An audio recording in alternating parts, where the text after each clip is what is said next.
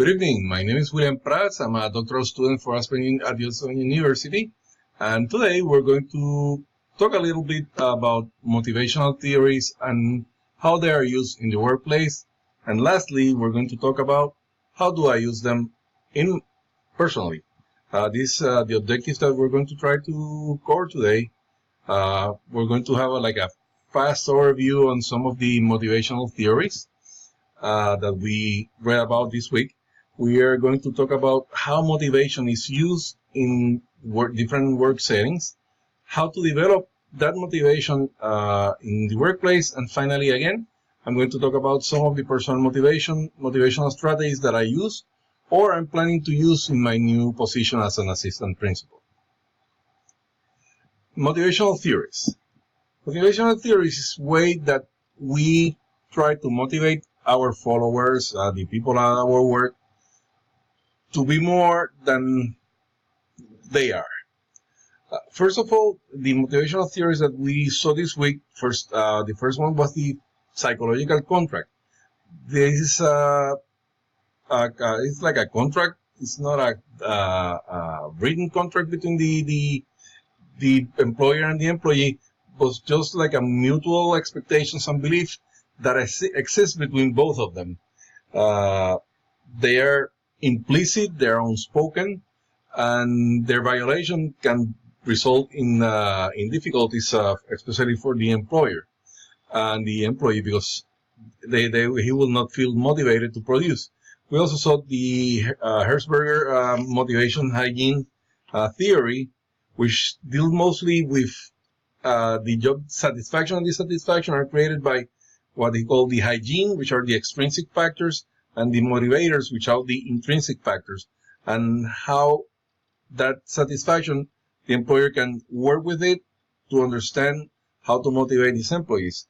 We also saw that one of the motivational that is the need for achievement. This is where an employee or a follower needs to have a sense of accomplishment, that it's his drive to achieve, to accomplish, that it's his motor to under this motivational theory is completely intrinsic.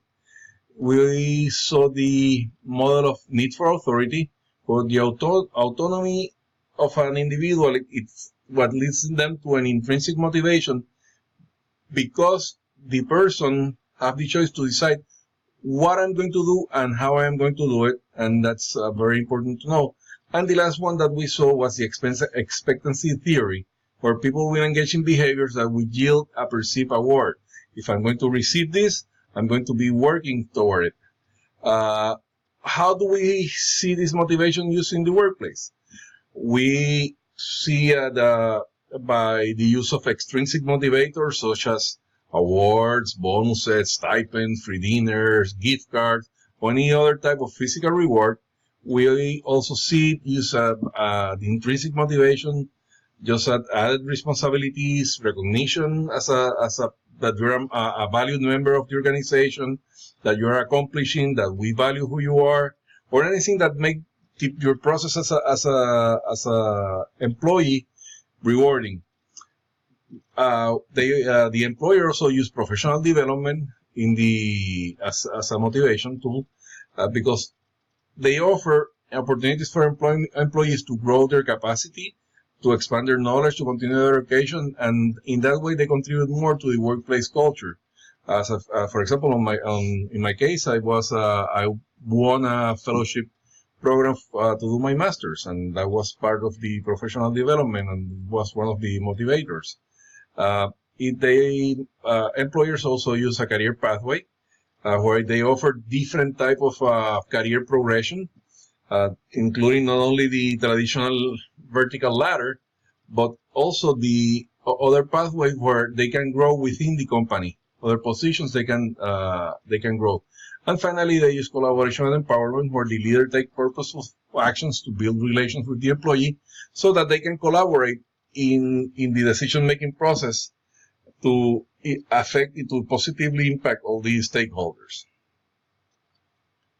How do we develop motivation in the workplace? Different way.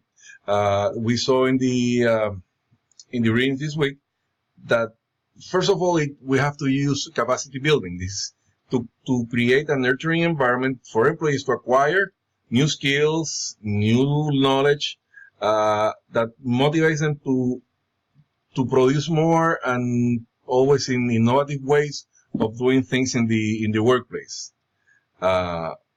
We also create leadership opportunities within the organization where the leaders will recognize those capacities among the people within the organization and move them through that capacity building process. We also saw what is called distributed leadership, which the leader allow to share some of the power, not all of them, share some of the power, accountabilities, and responsibilities with people within the organization.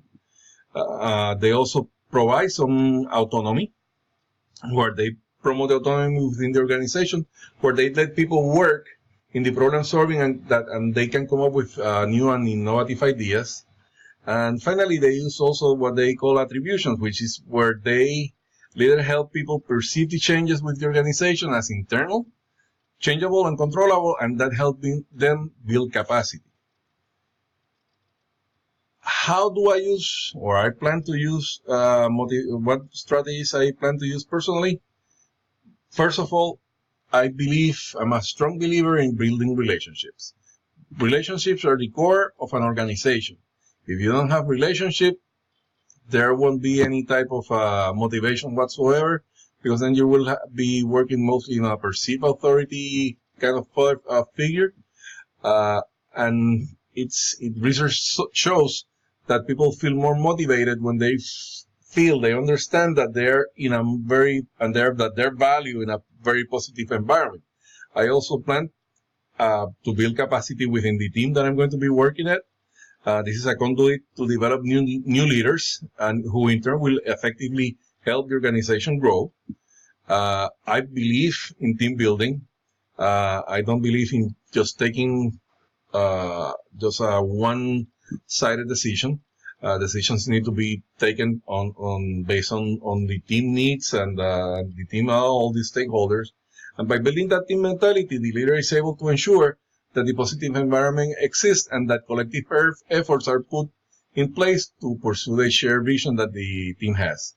I also believe in collaboration and empowerment. I believe that when people work collaboratively, they attain more than if they were working by themselves. It's a synergistic type of vision. And they need to feel that they are empowered to make any necessary adjustment to serve the organization's goals and vision.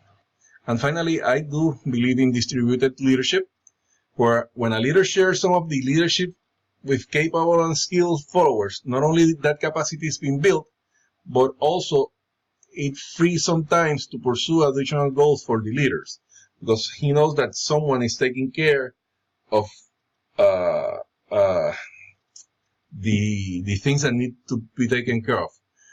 He's still the leader, but this is what I believe I'm going to be following as a new leader in my new school. I look forward to it. I start in July 15. So this is what I have. These were the reference that I used for this presentation. And thank you for your time. Thank you for being here. And this is my presentation on motivational theories.